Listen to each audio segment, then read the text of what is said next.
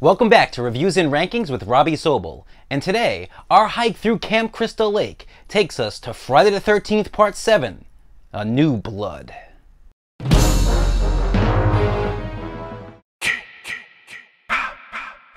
Friday the 13th Part 7, The New Blood, was directed by John Carl Buechler and stars Lar Park Lincoln, Kevin Blair, Terry Kaiser, and Kane Hodder.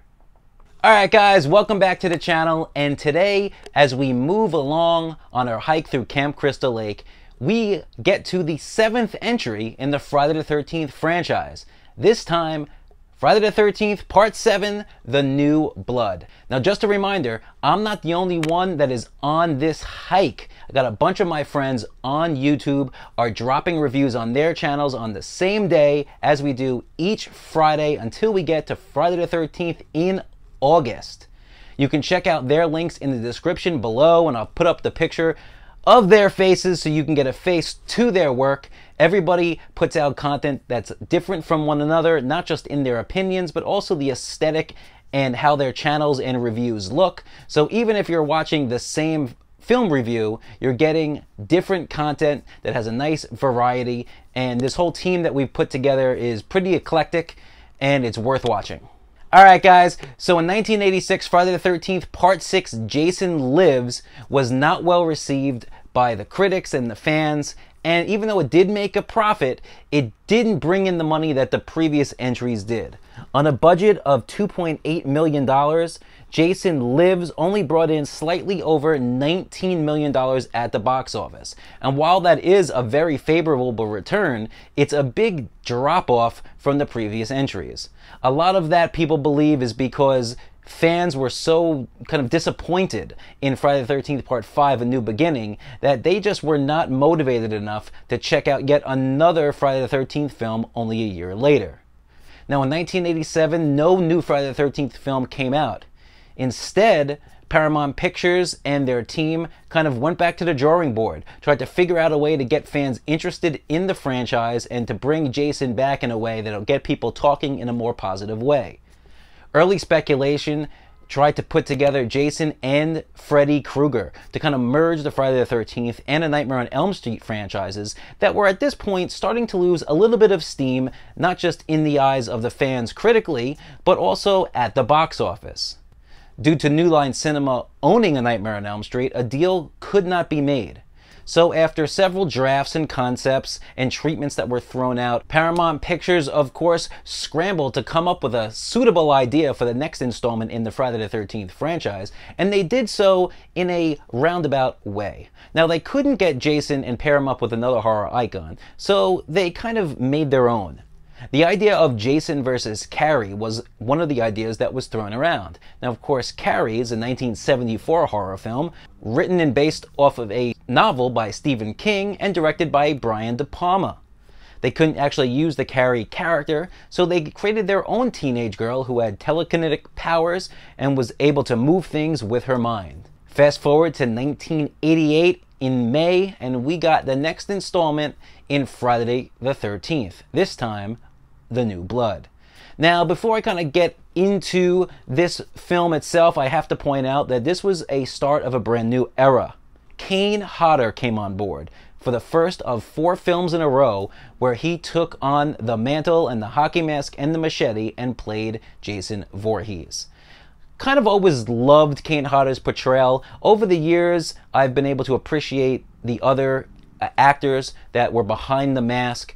Each actor kind of gives his own take, and the Jason character itself changes depending on the films, but there is a stability and consistency when Kane Hodder is wearing the mask, and that starts right here in Friday the 13th Part 7.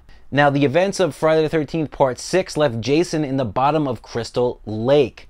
Now, we start off the new film with a girl arguing with her father. She kind of runs out to a dock on Crystal Lake, and due to the argument that she's having, she's conjuring up all these bad thoughts about her dad. The dock crumbles down, the father falls into the lake, and he dies. It's a terrible experience that has traumatized poor Tina. And then we fast forward over a decade later, Tina and her mom are traveling back to Camp Crystal Lake, and they're going to meet up with her doctor, Dr. Cruz, who is going to be there to help bring Tina some stability in the attempt to have her get over her fears and her bad memories of what happened when she was a kid and the events that led to her father's death. In addition to Tina, Dr. Cruz and Tina's mother, also on the lake, believe it or not, are a bunch of campers. They've actually rented out a little house there on Camp Crystal Lake. They're going to be throwing a birthday party for a friend, and they're just having a good time. Now, this is, of course, a very familiar setup. It's one that's pretty generic, but in a film like this, you're talking about the 7th entry in a Friday the 13th film. We're not asking for too much. We just want something that's a little bit familiar, that's going to bring the core audience back, but do it with a twist that hopefully adds a little bit of energy and ignites this franchise back on the right track. Now, Tina, who's played by Lar Park Lincoln, is not just your average girl. Of course, she has these psychic powers, much like Carrie had in that 1974 film. Throughout the early part of the movie, Dr. Cruz, who's played by Terry Kaiser, who many film fans would remember as Bernie from A Weekend at Bernie's. That's something that I never even put together until I was a little bit older. I guess without the mustache and the glasses, Terry Kaiser just looks a lot different. During the film, Dr. Cruz finds ways to kind of push at Tina, getting her angry and upset. And while she's doing this, she's able to manifest her psychic powers and move matchsticks on tables and have things kind of fly around the room. The angrier she gets, the more emotional she gets, the greater her powers are, and the more she's able to do with them. Unfortunately, Dr. Cruz, who seems a little bit off in this film, it shows that he does have other motives. He doesn't really care so much about helping Tina as he does furthering his career and kind of exploiting her to make himself look good. On the flip side, all those friends that are kind of partying by the lake meet up with Tina as she's getting things out of her car, and she kind of takes a liking to one of the young men that are there. Tina has sweet eyes, so to speak, for a boy named Nick, who doesn't really have anyone that he's at the party with because the party is for his brother. He's just there to support his brother while all the brother's friends are kind of doing their own thing. There's one other girl that's there named Marissa, who is definitely kind of the bad girl of the group. She always has like a little bit of an attitude, and she's trying to hook up with Nick, but Nick wants nothing to do with her, even though she would be an easy score and totally DTF. He'd much rather go towards Tina, who's more reserved, and even though she might seem like she has a lot going on, he can kind of see past that and see that she has a bigger heart. So you know what? That just goes to show you that, not all of us guys are just looking to smash all the time. Just because we might be a little flirty here or there doesn't mean that. Some of us are good dudes who can see through that right here where it counts. Now, after a troubling session with Dr. Cruz, Tina runs out to the dock right where her father had been killed and starts manifesting her powers. Unfortunately, she doesn't bring back her dad, but she brings back, you guessed it, Jason, who was still at the bottom of Camp Crystal Lake following the events many years earlier in Friday the 13th Part 6. How Jason is able to stay at the bottom of this lake for a decade is something that you can't really look into. We can sit here and we can mock these films and we can make fun of these films for plot holes and the lack of logic, but if you do that, you're really missing the point. These films aren't made to kind of check off every single box when it comes to plot holes and logic. Of course, you want to have like your bases covered, but when it comes to something like this, you have to forgive it or just enjoy the movie. If you don't, you're going to sit there for 90 minutes being frusty and mad and pissed off, and you're not going to get any enjoyment out of it. And if that's the case, you shouldn't be watching these movies to begin with. You can't go into a Friday the 13th film or any other type of slasher or kind of like lowbrow horror film and expect things that you would get from a top-notch, tightly scripted, award-winning Oscar-style film. That's not what it's meant to be. You have to overlook some of these things and try to take out of it what they're putting in. You want to see good kills in a slasher, you want to see some fun characters, you want to see some TNA and have a little fun with the sex and whatnot. And at the end of the day, after the film is over, you want to know that you were just entertained and hopefully can't wait to watch the next one. Jason awakens not too long after Tina manifests her powers, and when he gets out of this lake, he goes on a rampage. He kills everybody around Camp Crystal Lake, of course, as you can imagine, and pretty much everybody in that house of friends gets it. As Jason makes his way closer into our main characters, we get some brutal kills that were unfortunately more tame than they should have been. Here in the mid to late 1980s, the MPAA came down hard on horror films. Throughout the early part of the 80s, horror was what the mainstay that kind of kept video stores standing. You know, action films, of course, were really big in new releases, but if you're talking about one particular genre that was the go-to for so many people in the 80s at video stores, it was horror. And at this point, the MPAA and a lot of these groups were pushing back at the violence, especially in slasher films and in zombie films where blood and guts and TNA were prevalent.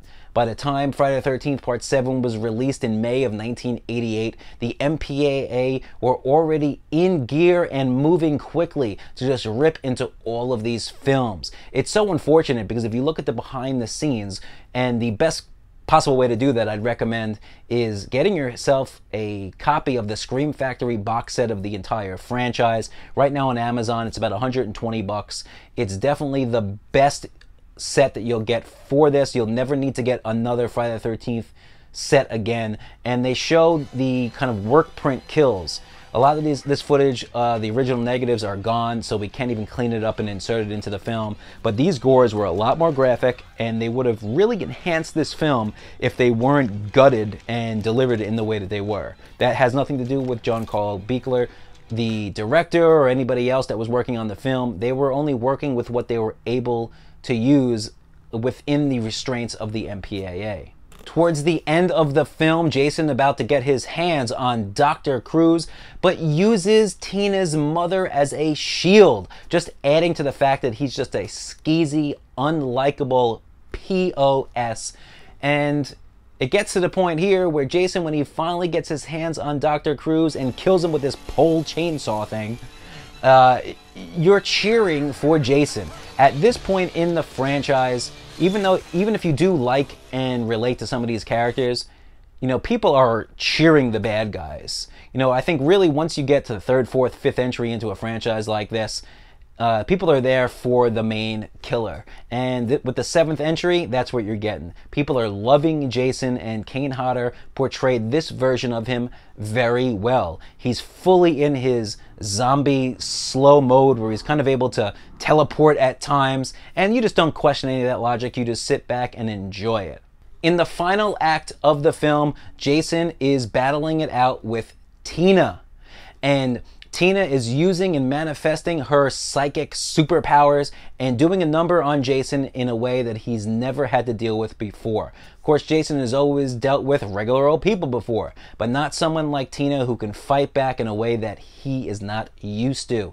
Tina is able to knock Jason into the basement, light him on fire, trip him up, and throw different objects at him. And at the very end, it's actually not even Tina who seals the deal to kill Jason. Tina manifests her powers and brings back Tina's dad, who somehow is alive in this lake and looks like just a little dirty.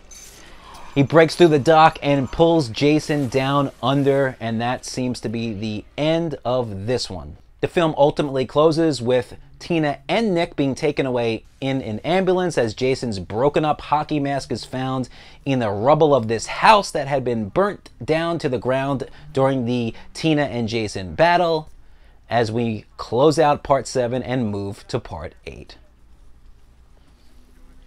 Alright guys, it is time for the coolest kill in Friday the 13th Part 7. Now, like I had mentioned, the MPAA really did a number on this film. It really neutered it, but that doesn't mean that we didn't get some kills that were also pretty good. Now, you have a really good kill at the hand of Marissa, who gets an axe to the face and thrown over a TV set. That was pretty cool. and we get Jason's demise by the father breaking through the dock and sinking him into Camp Crystal Lake. And I do want to make mention here that I had said that the father in Friday the 13th Part 7, when he came back, just looked a little dirty. The original concept was for him to almost look zombified, but because of the MPAA and limited funds, they really only had a little bit to work with, so they kind of dirtied him up and did the best that they could.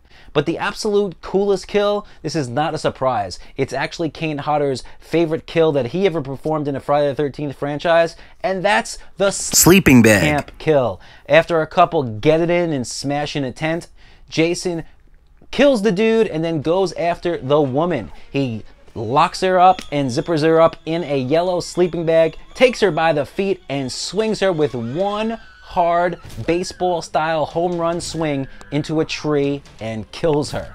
Now, originally, this was supposed to have multiple swings and whacks into the tree, but of course, due to the MPAA, it had to be cut down to one.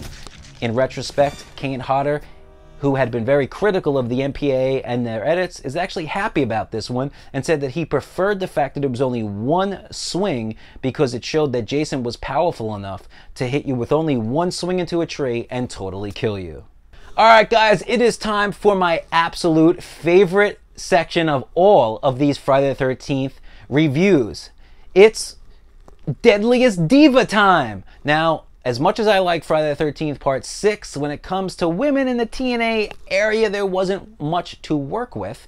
And unfortunately, the same thing has to be said about Friday the 13th Part 7, The New Blood. Now, while there's not a whole lot to pick from, I kind of narrowed my choice down to two. Now, number one, it was Tina. Tina, played by Lar Park Lincoln, is super cute. But you know what? I just can't get myself to get involved with someone who has that much baggage. Now, don't get me wrong, we all have our own baggage that we're bringing to the table, and maybe if we're talking about having a long-term relationship, I wouldn't mind having that brought to the table and discussing and talking about, because if I really care about somebody, anything that they bring to that table, I will gladly sit and talk about, and I wish that they would do the same for me. None of us are perfect. But if you're talking about a weekend of fun, just kind of fooling around, man, I think Nick missed the boat. Marissa, listen, she might have been a bitch, but she was pretty freaking sexy, and at the end of the day, she would have done anything.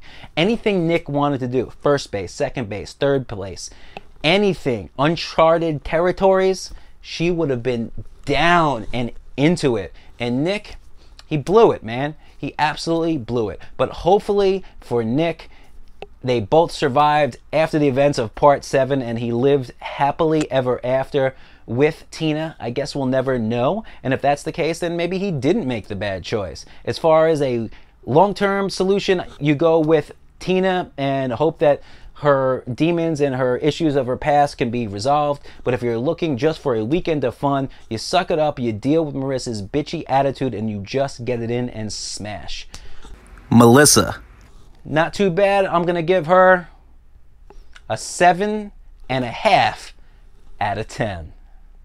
Now, when it comes to the actual critics and audience's thoughts on this film, we will go over to Rotten Tomatoes. And on the critics side of things, we have a 33% score, which is kind of on par these days for Friday the 13th, and I guess not terrible considering it's the 7th entry in a late 80s slasher film. But when it comes to the audiences, it's not that much better. Only 37% of fans of Friday the 13th gave Part 7 and New Blood a favorable rating.